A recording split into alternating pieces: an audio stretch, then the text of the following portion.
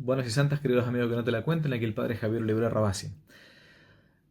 Pocas veces uno encuentra gente que no es católica que defienda la fe católica.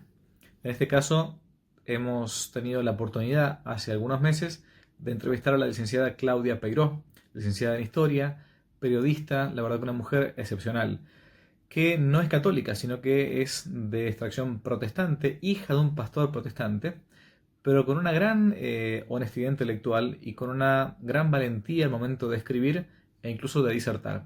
Publicamos ahora una conferencia dictada por ella hace muy poquito, llamada Periodismo Independiente contra la Dictadura Feminista, extractando las partes principales de una disertación suya. Se las recomiendo mucho para que vean cómo se defiende la Iglesia Católica, aún a veces no siendo católicos. Recemos por ella. Dios los bendiga y que no te la cuenten.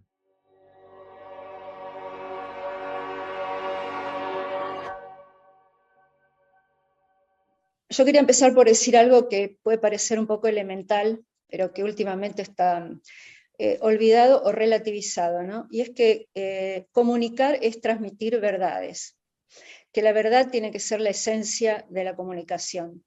Transmitir esos elementos de la realidad que hacen, ¿no es cierto?, a la vida cotidiana de la gente, que los afecta, que los condiciona, a la vida de los pueblos y al mundo entero.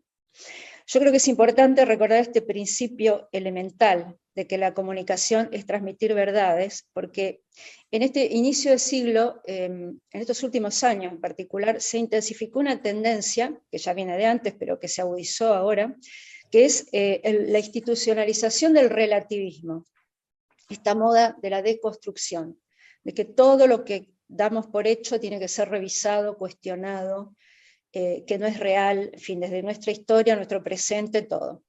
La moda de hoy, lo que queda bien, es decir que nadie es dueño de la verdad. Se dice que no hay verdades absolutas y que cada uno puede tener su propia verdad, lo que en el fondo es un argumento para instalar la mentira. Porque si todo vale, si todo da lo mismo, la mentira pasa como si nada. La difusión de la verdad, por lo tanto, en mi opinión, adquiere una dimensión sustancial en este contexto relativista. Hace poco un cura, un sacerdote, me dijo, sus artículos no son pacíficos. Bueno, yo no me estaba retando, creo, ¿no? Más bien me estaba elogiando, pero me dejó pensando la palabra pacífico.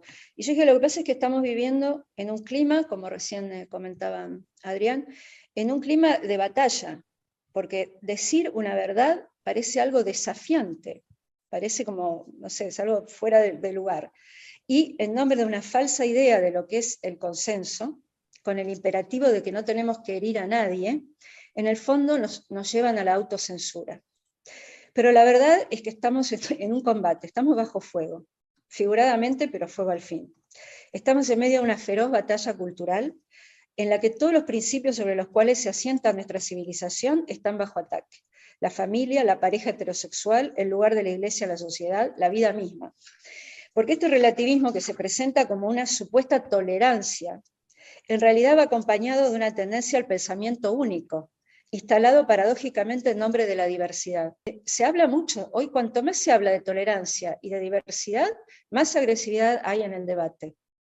Porque en el fondo lo que se busca es imponer una posición única, la corrección política, de la cual uno no puede correrse. El que se corre es cancelado, censurado, perseguido. Por eso cuando alguien afirma una verdad a contracorriente, eso impacta, resuena, pero no hay que renunciar a hacerlo.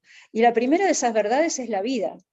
Por lo tanto, la defensa de la vida en todos sus órdenes tiene que ser, en mi opinión, la columna vertebral de la comunicación, de quienes compartimos ideales cristianos y de toda la humanidad, diría yo, pero bueno, esencialmente es nuestra responsabilidad. Preservar la vida respecto de todos los intentos que hay de degradarla, desde el aborto hasta la eutanasia, desde el descarte al transhumanismo, que es una nueva moda. De la verdad, además, surgen derechos que no se pueden conculcar. El primero de esos derechos es el derecho a nacer.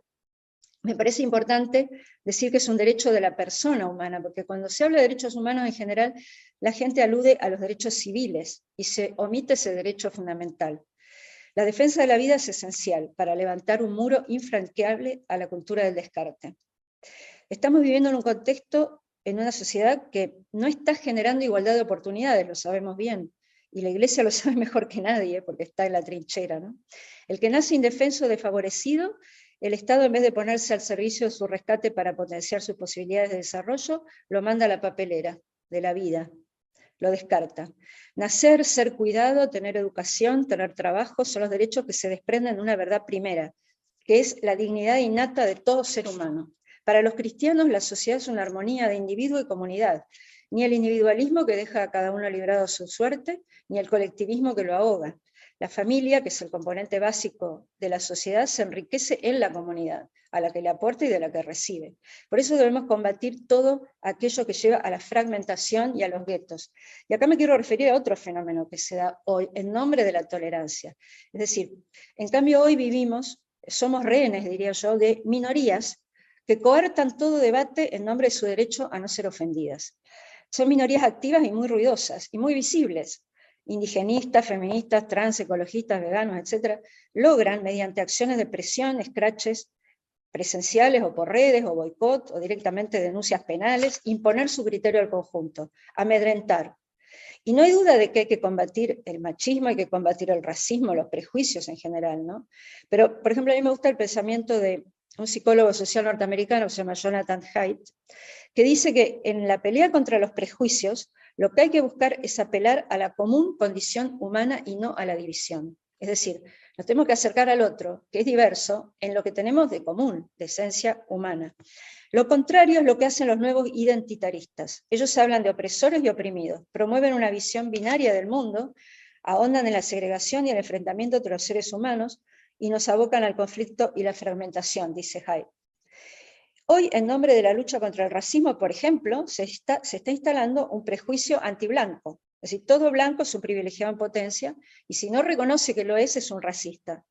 Las feministas hoy, veamos lo que hacen, en la práctica pretenden imponer una especie de apartheid sexual, porque todos los varones serían un peligro para las mujeres.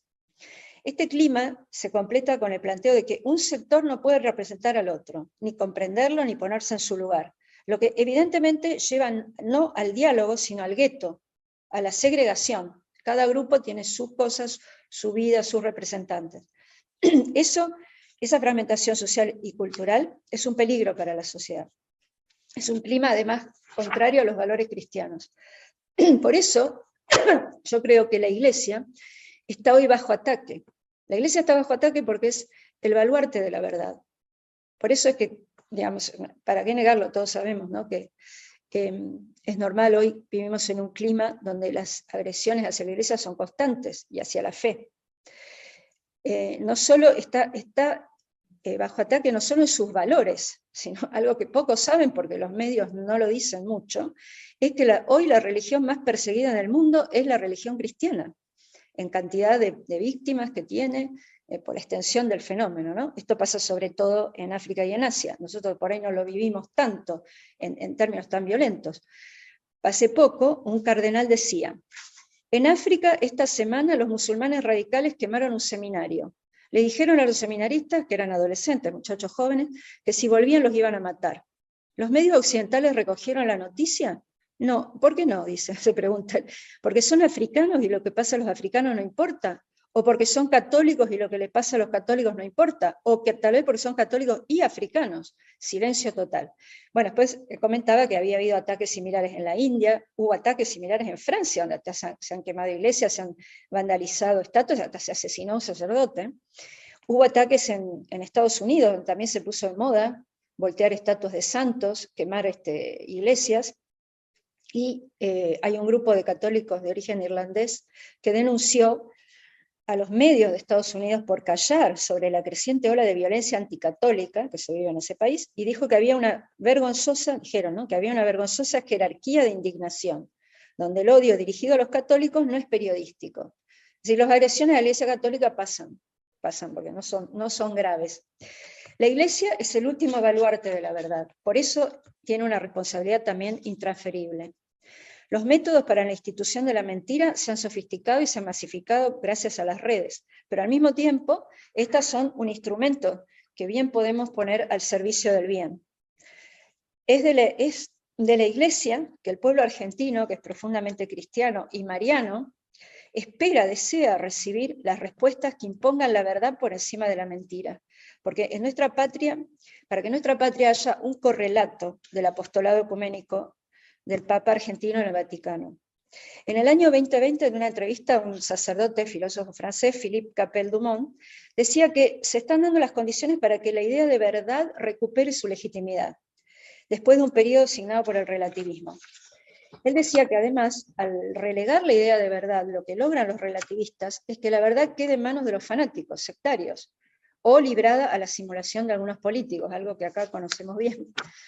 Pero Capel es optimista, porque él ve por un lado que la ciencia se está reconciliando con la idea de verdad, que hay una resistencia de lo real, de eso que no puede ser obviado por los científicos. Pensemos, yo veo un ejemplo de lo que pasó acá con el censo, ¿no?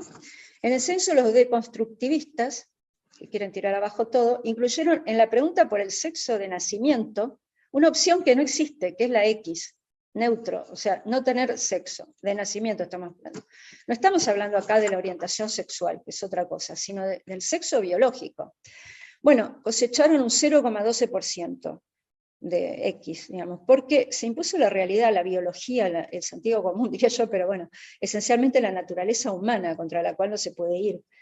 Entonces, volviendo a Capel, él dice que además también la filosofía, porque se puso de moda últimamente decir que filosofar es solo hacerse preguntas, las respuestas no importan.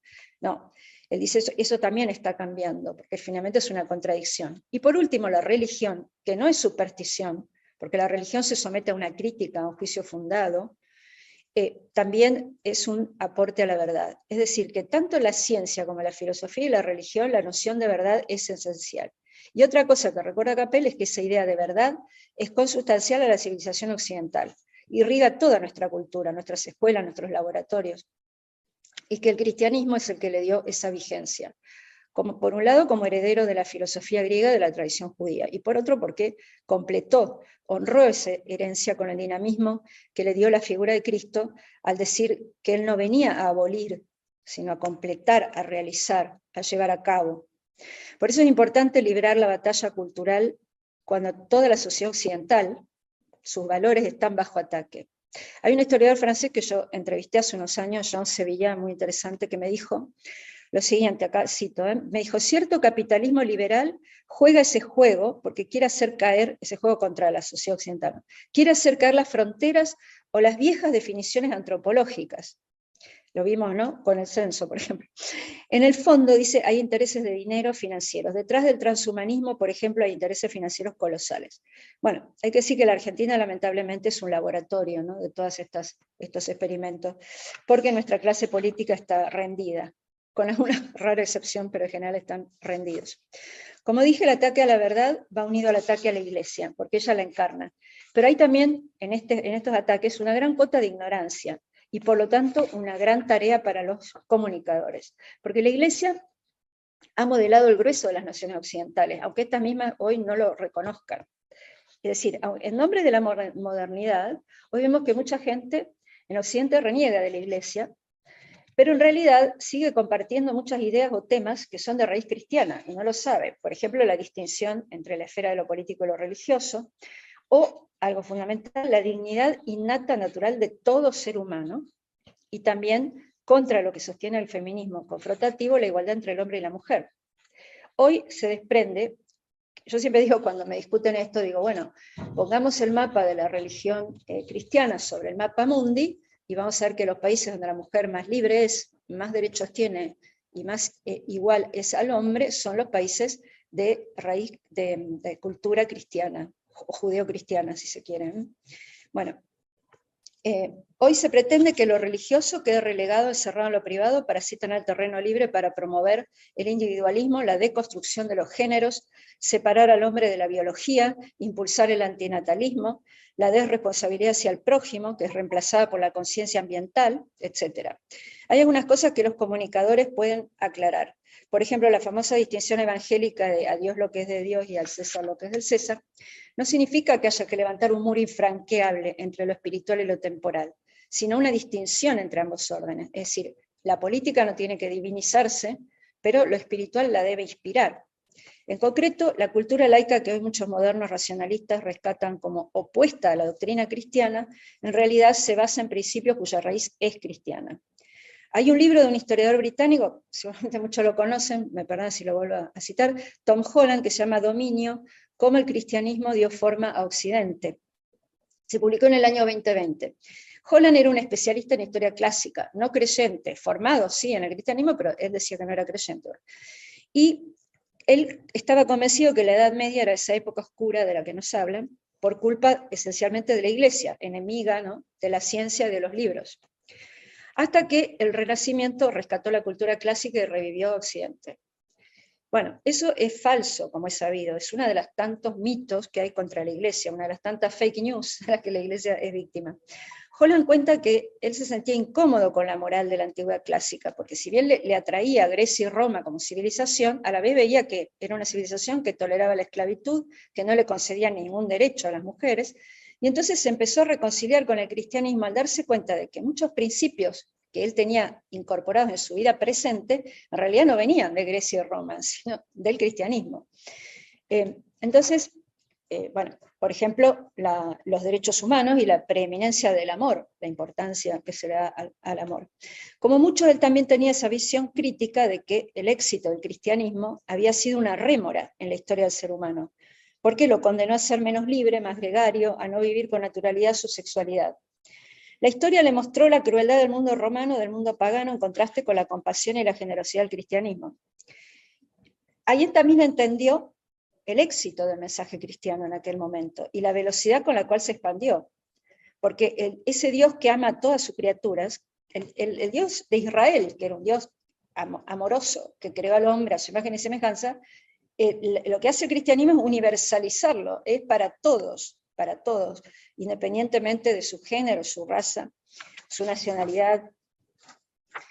Ese Dios que amaba tanto al mundo y envió a su hijo a sufrir una muerte horrorosa, pero una por la cual triunfó sobre sus perseguidores. Entonces, el mensaje era que el esclavo podía triunfar sobre el maestro, la víctima sobre el torturador, dice Holland, y eso despertó la esperanza de los últimos de la sociedad, los sirvientes, las mujeres de buena o de mala vida, los esclavos.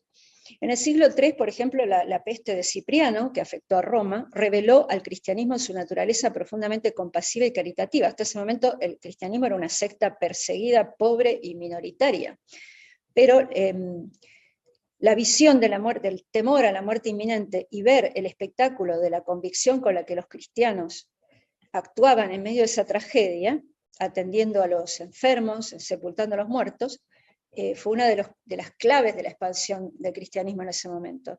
Por ejemplo, el obispo Cipriano escribió algo muy lindo que dice: qué sublime permanecer de pie en medio de la desolación de la raza humana y no quedar postrado con aquellos que no tienen esperanza en Dios. Bueno, Holland entonces niega también, después de esta revisión que hace de toda la historia cristiana, que el cristianismo ejerciera una influencia negativa o represiva sobre la cultura durante la Edad Media. O sea, él dice, el término Edad Media no es neutro, sino que fue creado por la Reforma Protestante y luego heredado por la Ilustración para cargar el periodo de connotaciones negativas. La realidad es que no hubo un decrecimiento de la cultura. Tenemos la construcción de las grandes catedrales, como la de Santiago, la de Notre Dame, también agrego yo, y grandes escritores como Dante. La Europa de la Edad Media fue la primera gran civilización de nuestro mundo y de donde surgieron las demás. La actual Europa, dice él, no es heredera de Roma y Grecia, sino de la Europa medieval. Occidente nació entonces. Bueno, toda esta visión negativa de la Edad Media se está revisando mucho en las universidades, pero todavía queda, ¿no?, como mito importante. Muchos occidentales gustan proclamarse ateos, agnósticos o cristianos, pero en el fondo siguen siendo parte de una historia moldeada por el cristianismo. Vivir en un país occidental, concluye Holland, es vivir en una sociedad saturada de suposiciones y conceptos cristianos. En resumen, dice él, el cristianismo trajo el concepto de universalismo y de una común dignidad de todos los seres humanos sin distinción de género, raza, nacionalidad e incluso de creencia. Los últimos serán los primeros, es decir, la preocupación por los débiles y que Dios está más cerca de los pobres que de los ricos. De estos dos valores fundamentales, la unidad de la raza humana y la obligación de cuidar a los débiles y a los que sufren, derivan luego cosas que damos por supuestas y que no nos damos cuenta que proceden de ahí, como los derechos humanos. Ya lo dije, ¿no? Todos los mortales, cristianos o no, tenían derechos que derivaban directamente de Dios. Por lo tanto, ese concepto de derechos humanos no procede de la antigua Grecia ni de Roma. Y además es extraño a otras culturas. También la mirada hacia la ciencia, otra gran mentira sobre la Iglesia, es que la Iglesia es enemiga de la ciencia. Pero ya en la Edad Media tenemos al monje Pedro Abelardo, el famoso de Abelardo y Eloísa, que defendía que el orden de Dios era racional y se regía por reglas que los mortales podían comprender. Y esa fue una base sobre la cual, una base que además fue aceptada por los papas de la época, que facilitó que surgieran universidades en toda la cristiandad. El historiador y sociólogo Rodney Stark también asegura que en los tiempos de la Ilustración, Voltaire y sus colegas crearon la ficción de los años oscuros para poder reivindicar que fueron ellos los que hicieron emerger la Ilustración. Y él dice, no hubo tales años oscuros. Al revés, fue en esos siglos que Europa hizo el gran salto cultural y tecnológico que la situó a la cabeza del resto del mundo. Por otra parte, en el origen cristiano de la ciencia, un físico atómico, Peter Hodgson, dice que la mentalidad cristiana es la que permitió buscar leyes en la naturaleza, y cita un montón de clérigos medievales que se volcaron a la ciencia y que produjeron grandes adelantos, como Nicolás de Oreme, que fue precursor del cálculo infinitesimal, Fray Roberto Grosseteste con sus leyes ópticas, Mendel, que es llamado padre de la genética, era un monje, y una cosa que es poco sabida, bueno, el jesuita Matteo Ricci, ¿no?, que llevó la geometría euclidiana a China. Y algo que es muy llamativo y sin embargo es ignorado o a propósito, digamos, no dicho, es que el creador de la teoría del Big Bang sobre el origen del universo fue un jesuita, un sacerdote jesuita llamado Georges Lemaitre, colega de Einstein. Grandes progresos científicos del siglo pasado se deben a miembros del clero, además de que muchos científicos eran y son creyentes, porque no hay una oposición entre una cosa y la otra. En momentos en que hay un nuevo auge del feminismo, me parece importante también, y trato de hacerlo en mis artículos lo que puedo, desmentir otro mito, que es el de la misoginia de la Iglesia. El cristianismo primitivo tuvo mucho éxito entre las mujeres, que incluso jugaron un rol clave en su difusión, porque, por ejemplo, la imposición de la monogamia fue un elemento de pacificación de la sociedad y de pacificación de los hombres. La mujer dejó progresivamente de ser un objeto. La indisolubilidad del vínculo matrimonial fue una protección para la mujer, que ya no podía ser repudiada. También fue benéfico para los hombres de bajo estatus que no podían sostener un harén. Es decir, todo eso configuró una sociedad distinta de la que existía a la llegada del cristianismo. En la Edad Media, considerada oscura, Carlomagno promulgó las leyes matrimoniales de la Iglesia católica que prohibían ningún hombre podía tener más de una esposa y ni casarse con un pariente. Esta prohibición debilitó los clanes y consolidó la sociedad. Además, bueno, como digo, que fue protectiva para la mujer que ya no podía ser repudiada.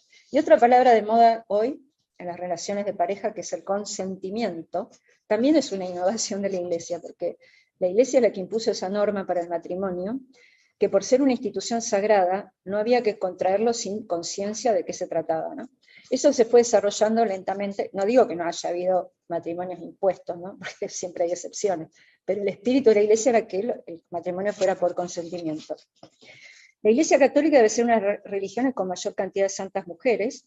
Jesús no consideraba inferiores a las mujeres, no rehuyó su compañía ni su conversación, sin importar su condición. En muchas ocasiones hizo a la mujer depositaria de su mensaje, las convirtió en sus interlocutoras y les permitió seguirlo. Las defendió, las consoló, las distinguió con su perdón y misericordia. Fue un protector y defensor de todas las mujeres en muchas ocasiones. Se puso a contracorriente de su tiempo, además. Enfrentó los prejuicios de sus pares. Hay anécdotas que son muy conocidas, por eso, como la de la mujer adúltera, el encuentro con la samaritana, su aparición ante María Magdalena después de la resurrección.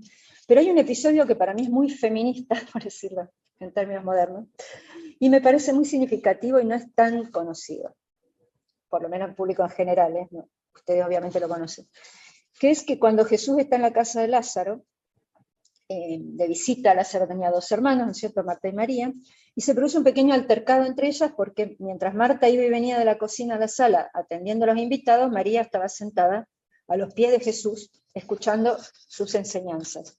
Entonces Marta, enojada, porque todo el trabajo de servir a los hombres recaía sobre ella, le dice a Jesús, ¿no te molesta que mi hermana me deje servir sola? ¿Por qué no decís que me venga a ayudar? Entonces Jesús no le molestaba, evidentemente, y le contesta, Marta, Marta, afanada y turbada estás con muchas cosas, pero solo una cosa es necesaria, y María escogió la buena parte, la que no le será quitada. Bueno, la parte que no le sería quitada, interpretamos, que hasta entonces la sociedad le reservaba al varón, era la del aprendizaje, el estudio, la reflexión, Jesús no mandó a María a la cocina. Por eso me gusta mucho ese episodio. Y además, el feminismo actual, además de ser confrontativo y andrófobo, declaradamente antivarones, es ahistórico, porque la propia Simone de Beauvoir, en su libro El segundo sexo, que es el texto fundante del feminismo, dice, ella reconoce que el feminismo inicial, que se define en el siglo XIX y comienzo del XX, o sea, el sufragismo esencialmente, se nutrió de dos vertientes, una cristiana, católica, y otra de izquierda, la socialista, marxista, en fin. Es decir, que la Iglesia fue una de las promotoras, pioneras, de la lucha por los derechos civiles de la mujer. Y el Papa Benedicto XV, o sea, el Papa de aquel entonces, principio del siglo XX, pidió el voto femenino en el año 1919, cuando prácticamente no existía el voto femenino. Creo que al año siguiente se empezaron a votar las mujeres en Inglaterra, creo, no recuerdo bien. Pero bueno, o sea, la Iglesia fue pionera en esto. En Francia, por ejemplo, la campaña por el sufragio femenino, por esa época, la llevaron adelante un obispo y un cura. Otro desafío que tenemos como cristianos es la deformación que viene de la mano del ambientalismo. Por eso es tan importante y oportuna la encíclica de Francisco sobre este tema. Cuando se deja de creer en Dios, se empieza a creer en cualquier cosa, decía Chesterton, ¿no? Y creo que un ejemplo de eso es la actual tendencia de muchos ecologistas al neopanteísmo, yo llamo, es decir, adoramos la tierra, ponen a la tierra y a los seres vivos no humanos, es decir, animales, ¿no?, al mismo nivel que el hombre, sino por encima. El huevo de una gallina tiene más estatus que el embrión humano para algunos. Y no, lo que digo no es irónico, porque es real, es real. Uno se pregunta para quién quieren preservar el planeta, porque promueven como solución la no natalidad, o sea, la extinción de la raza humana. Hoy vivimos una verdadera campaña bien agresiva contra la natalidad. Hace poco inventaron un nuevo día D. Vieron que el día D son las estrategias de marketing para instalar un tema. Se inventa, ahora todos los días hay día de algo. Bueno, hace poco un día D, Día Internacional por la Salud de la Mujer. Bueno, resultó que el Día Internacional por la Salud de la Mujer era el día de la anticoncepción, y nada más. Entonces se asimila la salud de la mujer a la anticoncepción. El embarazo es una enfermedad, es un mal que hay que evitar, que hay que prevenir. En Argentina esta campaña antinatalista no es inocua, porque ya logró hacer bajar la tasa de fecundidad por debajo de la tasa de reemplazo, es decir, por debajo de la tasa necesaria para que la población argentina se mantenga constante, es decir, que estamos decreciendo. Bueno, Austin Iverick, no sé si se pronuncia bien así, es el biógrafo del Papa, uno de los biógrafos del Papa, es un inglés que conoce mucho de la Argentina. Él dice que Benedicto les dijo a los ecologistas: a ustedes les preocupa el planeta, les preocupa el estado de la naturaleza, significa que dan por supuesto que hay algo dado acá que tenemos que cuidar, algo que no hemos construido nosotros, que nos ha sido dado. ¿Por qué no aplican, les preguntó, lo mismo a la cuestión del aborto? Bueno, en Laudato Si, Francisco dice, si les importa el planeta, tiene que importarles también el no nacido, y si les importa el no nacido, tienen que cuidar el planeta. Ahora bien, para ir cerrando, en medio de este panorama sombrío, creo que hay elementos para ser optimista. Por un lado, el día que el Papa apareció en la Plaza de San Pedro el 27 de marzo del 2020, para dar la bendición al mundo en plena pandemia, van a recordar esa imagen, que estaba solo en la plaza, solo con su asistente en la Plaza de San Pedro, de noche. En España nada más de 1 millón de fieles lo miraron por televisión. El historiador británico Paul Johnson, que ha escrito varios libros sobre el cristianismo, decía que la historia también es contar lo que no pasó. Y él decía que el siglo XX fue el siglo en el que Dios no murió, contra los pronósticos y deseos de muchos. Holland también rechaza la idea de que el cristianismo está viviendo un ocaso. Él dice que esa visión es resultado del eurocentrismo. Ese eurocentrismo nos concierne a nosotros también, porque estamos del lado más bien occidental. Las cifras anuales de conversiones del cristianismo en África y Asia muestran lo contrario a una decadencia. En Europa y en el mundo occidental en general sí hay un decrecimiento, es innegable, pero como vimos no es un retroceso en valores y supuestos compartidos que tienen raíces cristianas. Por extraño que pueda parecer, en Europa vivimos una de las grandes eras del crecimiento y la evolución cristiana, dice Holland. Esto se pone manifiesto en el auge de conversiones de África y Asia durante el siglo XX. Lo que, digo yo, acoto, explica el interés de Francisco, del Papa Francisco, por esas regiones del mundo, y en las creencias de muchos millones más de personas en Europa y América del Norte que jamás pensarían en describirse como cristianos, pero que comparten valores y supuestos de raíces cristianas. Hay un motivo para que ciertos pensadores empiecen a revalorizar el cristianismo, y es que la secularización o descristianización de las sociedades occidentales no trajo como resultado un paraíso de armonía y progreso social. El panorama, en cambio, es, como lo decía al principio, de fragmentación social, de división, de sectarismo, de discordia, no solo interna en las sociedades, sino entre naciones, guerra, terrorismo. No se pudo poner fin al belicismo, pese a los pronósticos optimistas cuando terminó la Guerra Fría. Se creía que el mundo, ¿no?, se había terminado la historia, venía la paz, y el hombre no fue capaz de resolver todos esos conflictos. Libertad, igualdad y fraternidad. Esos son tres conceptos que, puestos en equilibrio, definen el ideal de la convivencia humana, ¿no? Tienen que complementarse. Esa fórmula que muchos creen que es fruto de la razón, razón con mayúscula, o de la Revolución Francesa, también se la debemos a un cura, a un religioso, es también una fórmula cristiana. El primero que la formuló se llamaba François Fenelon, un teólogo y arzobispo católico del siglo XVIII. Digo esto para que veamos que hasta la Revolución Francesa tuvo cierta inspiración. Bueno, en el comienzo de este nuevo siglo, aunque pueda parecer que la fe retrocede, sus valores son más necesarios que nunca. Lo que sucede es que vivimos en una sociedad muy tecnificada, que reverencia la tecnología, y eso crea un clima que puede llevar a que la gente no muestre tan abiertamente su religiosidad, salvo en momentos aislados o cuando se ve confrontada a una crisis, como por ejemplo lo fue la pandemia. El cardenal Müller decía que hoy en día el que va a misa va contra la corriente. Confesar la fe es someterse a un terror psicológico.